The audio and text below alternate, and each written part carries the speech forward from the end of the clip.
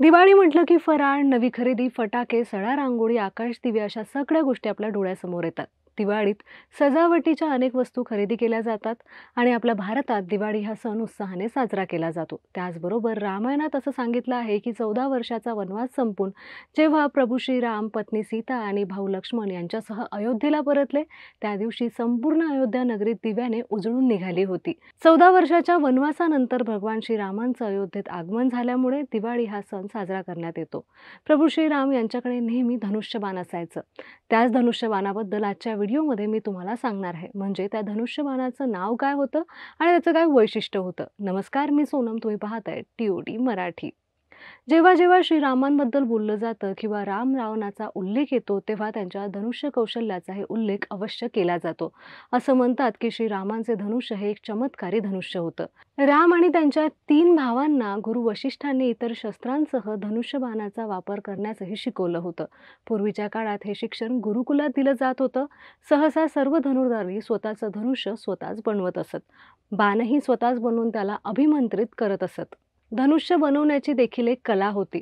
प्रत्येक महान धनुर्धारी जो धनुष्य सोबत ठेवत असे, त्याचं एक खास नावही होतं. प्राचीन काळी धनुर्धारी धनुष्यबाण नेहमी सोबत ठेवत असत.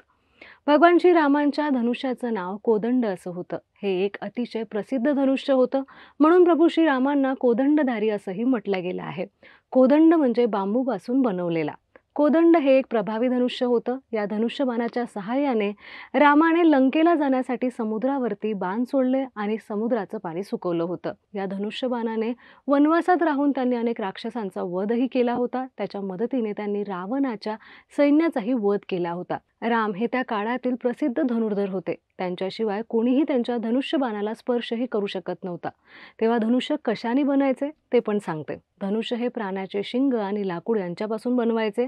धनुष्याची तार बांबू किंवा इतर झाडाच्या तंतूंनी बनली जायची.